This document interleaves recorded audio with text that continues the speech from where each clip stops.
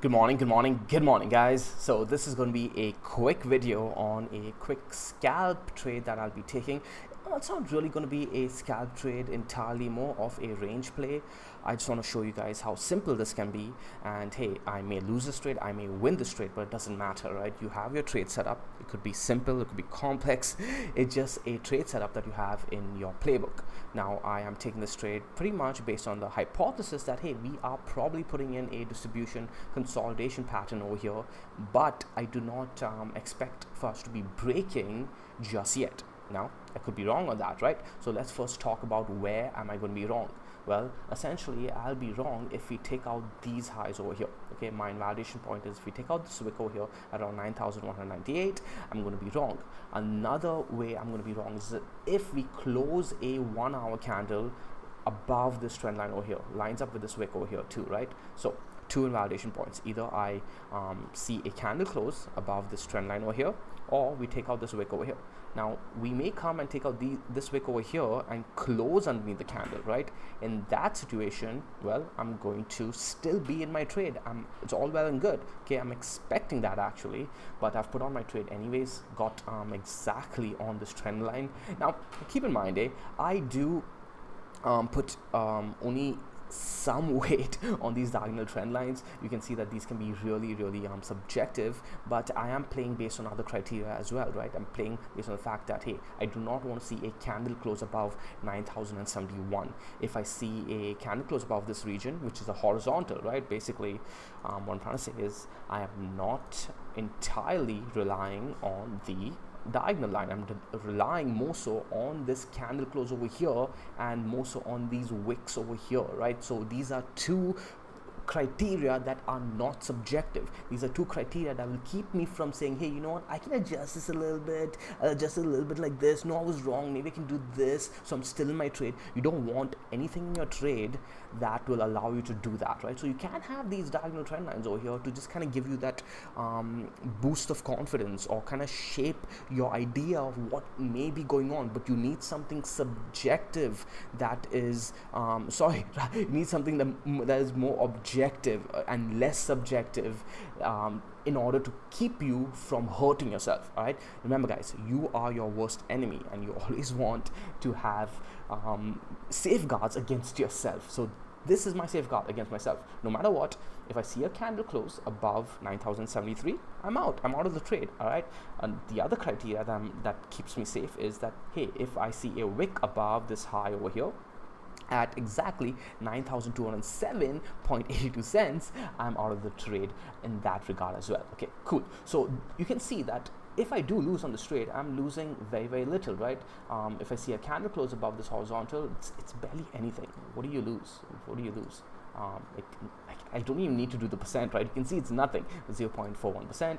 And if we actually take out the wick over here, now in that case, I do lose a little bit more, 1.5%, right? A little bit more than that because I kind of place my stops higher, especially since I trade on deribit and I have been a victim to being, I've essentially been a little bit too accurate at where I place my stops. And what happens is I get stopped out only on my only on deribit.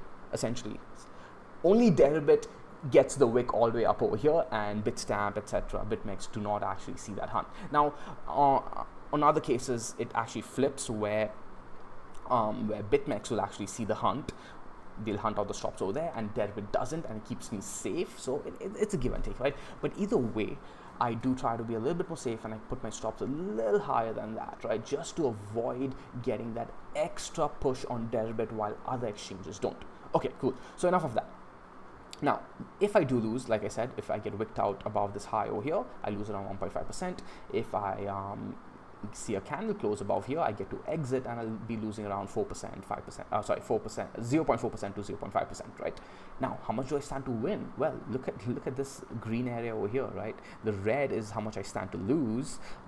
If let's say you account for slippage or whatever, right? Maybe I lose a little bit more. On the flip side, the green is how much I stand to win, and you can see that it's a lot more than how much I stand to lose, and that's what matters in the long run, guys. I'll keep taking these kind of trades where the probability along with the win magnitude is in my favor. Now keep in mind, if you're on the C program, you should understand this very, very well, because we spend a lot of time talking about this, right? You could have a win rate of only 30%, right?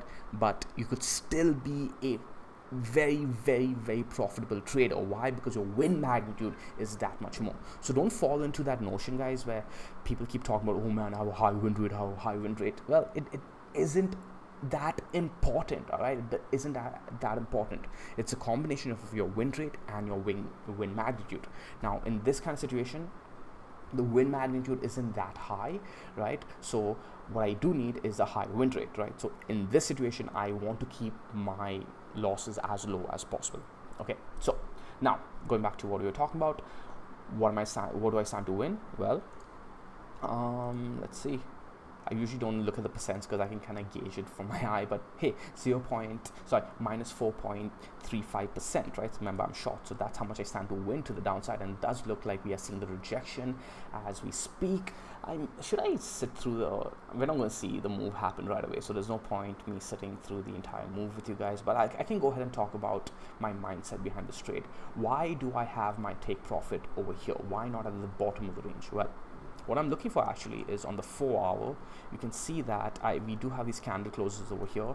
I am expecting to see some support over here. Okay, so let me go ahead and put a horizontal right over there, and you can see that that's exactly where I'm looking to take my take profits. Now we may come down low over there, right, and I may have been able to squeeze a little bit more profits out of it, but I can't be thinking like that. I can't be getting greedy. Is it worth it? The fact that I am seeing potential support over here, is it worth me risking a bounce off this area over here just to get a little bit more? How much more can I get? Minus 0.9. It's like $77 more of profit, right? Minus 0.9%. It's not really worth it, guys. Now, again, it depends on your play style, etc. I do like to put some preference on the high time frames. I'm taking my trade off the 1 hour time frame over here, going pretty well thus far. But hey, it's thus far, right? I could still be wrong. The bulls may step in and push this up over here, close the candle, and I'll get out. I'll just get out without thinking twice about it. I lost a trade. It's whatever. Going back to what we were talking about, though, yeah. A 4 hour candle close right over here. We may come down lower, right? And if we do, well, at most I'll be so what I'm trying to say over here is, guys, you need to be looking at the bull case too. Even though you're bearish, right, you need to always be thinking about your opponent. Where would the bulls be looking to be buyers? Well, they'll be looking to be buyers around here. If you're looking at this as a descending triangle, then this is around the region where you should be looking to see support from the bulls, right? Unless we do break. Well, in that case, if you're looking for the break, your trade kind of becomes different, right? Now you're looking for a continuation trade. You're taking a trade based on a range, kind of like we discussed in yesterday's video, but you're looking for the break to the downside, and that's fine. That's fine. And what I like to do in those kind of situations is I like to leave a portion of my trade in and take profits on the level that I expecting support. Okay, so I'm not expecting Bitcoin to break down just yet, but let's say that I do think that, hey, it may break down. It may break down somewhere around here. Then what I'd be looking to do is, hey, you know what? I'm going to leave around, let's say, 70% of my trade in. Okay, I'm going to take 30% of my profits over here. I'll be taking 30% of my profits over here. If I do start seeing a bounce, maybe I'll take a little bit more. So now I'll have only 60% of my trade in. Then if we do come over here again, I'll add to my position. Now what I've done is I've built some profits, and what I've also managed to do is build my position into a bigger size while having less risk. So now the combination of the two trades is becoming one trade, because I've taken profits and I'm using those profits to build my position again. I could take the same position size or maybe even add to it, right? Depending on your risk profile, of course. And that's what I tend to do to build my positions, guys, in these distribution areas, right? You could do it to the upside or towards the downside. If I was primarily bullish, I'd be looking to long over here, take some profits over here, long over here, take some profits over here, long over here, right? Again, it depends on which side you're leaning towards. And even there, right, the bulls are sometimes right, the bears are sometimes wrong. Don't ever get stuck into that mindset where, hey, I'm a perma bull, I'm a perma bear. You need to be looking at both sides. You know why? Because it will even help you as a perma bull. So even if you tend to be a perma bull, looking at what the bears are looking at, guys, helps you position yourself a lot better, helps you like build your positions too, right? Kind of like how I'm talking about right here. So this was supposed to be a quick video, but kind of going much longer than I expected. But let's go ahead and talk about a few more things I did want to talk about. Okay, so the one bull case to be looking at is this descending triangle, where you're looking at this as a horizontal over here. But another way you could be looking at this, guys, is hey, we don't have a descending triangle. What we have over here is a symmetrical triangle. Okay, now you do see how this lines up anyways with this horizontal over here. If we do come down, because we're not going to come down in a straight line, we do come down, we may have a couple of candles where we come down something like this, right? Then again, we may see support over here, or we may break to the downside. Remember, a symmetrical triangle is it has equal chance of breaking to either side, right? It could break to the upside, it could break to the downside. Why? And I've talked about this several times, but we can go ahead and talk about it. What you're seeing over here is, well, the sellers are stepping in quicker and quicker, and I'm hypothesizing. This is another factor in my hypothesis, right? I'm hypothesizing that hey, the sellers are going to step in again a little bit quicker. If we see a candle close over here, that is kind of showing that hey, the sellers are losing this battle of stepping in quicker, or I was wrong about the sellers stepping in quicker. Another way that I am wrong about the sellers stepping in quicker is if the bulls actually manage to push the price above this wick over here, right? So that's how you guys, or you guys are now seeing how I come up with my trades. So I'm hypothesizing, hey, the sellers are coming in quicker and quicker and quicker. The bulls, on the other hand, are also doing something like that, right? They're stepping in quicker and quicker, and they may step in again over here, right? So that's how the bulls and the bears both have a case to either side. If we do see some defense over here again, and we see a wick and a candle close somewhere around here, right? So something like this, where we see a wick on the trend line and a candle close higher, then I'll be looking at this as a symmetrical triangle, and I'll be a little bit more cautious about my position towards the downside. I may actually just close out my position, right? I'll have to think about it, because remember, when you're looking at a symmetrical triangle, guys, the overall trend does take precedence, okay? And if I have to stick to my rules, I will have to close out my position. I do not like having positions so close towards the end of the triangle either. What tends to happen usually is we see a wick to both sides, right? This is one of the secrets that we discuss only in Mango, but hey, I guess the secret's out now. We've talked about it enough times anyways, but I've been keeping track of this for like a year and a half now. Usually when we get towards the end of the triangle over here, we literally see something like that, like a wick to both sides, and both sides lose. I don't want to be part of that, especially when I'm taking a bigger position size on a lower time frame, right? It just kind of hurts when you don't know which side it's going to break down to first, right? Like you tend to think to yourself that, you know what, I will, when it breaks up, I'll take my profits and I'll get out, or when it breaks down, I'll take my profits and get out. But you don't know which side it's going to break into first. It may break down first and you may get stopped out, or it may break up first and you may get stopped out, and while you're positioned for the other side. So just best to just avoid these kind of situations anyways. And as a trend trader too, you don't want to be in a situation like this.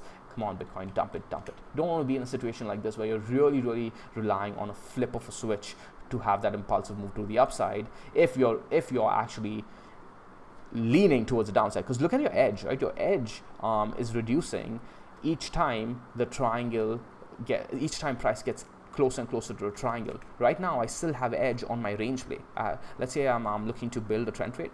I still have edge over here, right? I took a trade over here, and I have a nice minus 5% edge to the downside, right? I have nice 5% profits to be made. Well, let's say I'm taking my trade over here. There's no edge to be had, guys. There's no edge, because my edge reduces the closer I get towards the end of the triangle over here, while my the risk to reward ratio starts thinning out. Okay, so yeah, is there anything more to talk about? I was hoping for price to have a little bit more action, but I guess it kind of has had some really nice action. There you go, a nice rejection off the top of the triangle over here. So we saw that live, but again, this could turn around on me at any point, and I want you guys to be aware of what trading is really like, right? It's not always about being right. For now though, this is looking good. I am actually really liking this. This is a show of confidence by the bears, and the bulls may look at this and be like, hey, you know what, I don't want any part of this. So on the next move towards the upside, I may be looking to take my position out if I was a bull, if I see a rejection like this. But again, this is the lower time frame, right? The 4-hour doesn't look too bad at all. And yeah, you could keep looking at the other time frames as well. Oh, and I do want to mention that another potential area for taking profits would be these 2 wicks over here on 8,750 lines up with these candle closes and the breakout to the top side that we had, right? If you guys do remember, this was where we took our profits off that scalp trade right after we had that breakout on this potential falling wedge to the downside, right, on the lower time frames. If you guys do remember, it was the video where Krisha and I did a duo video, and I said that, hey, I'll be looking to take a trade off the 4-hour Tenkin. Remember that we had the 4-hour 21 EMA and the 4-hour Tenkin. I was looking for a push into the 4-hour Tenkin, and I was looking for a quick scalp trade. Now that was a scalp trade, a quick in and out, and this was essentially where we'd be looking to have taken our profits, right? 8,750. Well, we came down there, profits hit, and look at that, guys. What's interesting was on our next move towards the downside of this potential consolidation triangle, we got supported over there again. So I have to be a little bit more cognizant of that and be like, you know what, I cannot be ignoring that, because keep in mind, guys, these diagonals over here, we have to be cautious of that notion, right? We don't know whether we are being a little bit too subjective on this just to see what we want to see. What if this is how we're supposed to be drawing it? What if it's using this wick over here and these candle closes over here, and now suddenly this does line up, right? Hey, what do you know? It lines up as this kind of weird looking symmetrical triangle, not as beautiful, but hey, it doesn't need to be beautiful, right? So just be a little bit more cautious of that. And one thing you could be looking to do is take partial profits somewhere around here and then look to see whether you're having that continuation, then take the rest of your profits over here, and hey, maybe then leave a little bit more for a potential break towards the downside, right, if you're looking for that move. So again, just showing you guys how my mind works on these trades towards the downside as well towards the upside. As you guys are seeing towards the upside, I'm a little bit more like firm, right? I don't have too many if this then that. It's just okay, if we see a candle close above this region, I'm out. If we see a wick into this region, I am out, right? It's very, very simple. I keep my exits very simple because you don't want to be second guessing your exits at all, guys, because that's how a small loss can turn into a very, very big loss. Okay, I do think that Bitcoin may be seeing some pressure over here, guys. Remember, we talked about the monthly range, and I have it marked out right over here, right? A monthly range is right over here, 9,300-ish, 9,200-ish. Middle of the range is 7,740-ish, 7,800, let's say. And if we do break this symmetrical triangle towards the downside, let's see, we're being a little bit conservative. Where does it take us to? Well, it does take us down to somewhere around that region, right? 7,800, which lines up with this cluster over here. Again, this is something else we talked about yesterday. Can use this cluster as well for a something like this, right? We talked about whatever. Anyways, I'm not looking that far ahead just yet. I will be leaving some of my trade in, as I always do, but not as much as I usually do. All right. So and why is that? Because hey, the trend is still to the upside. Okay, so my name is Sean Dexter. I hope you guys find some value in this video. I actually decided to put it on really quickly, and I do want to go ahead and manage my position. So I'll see you guys very, very soon in today's daily video. Bye.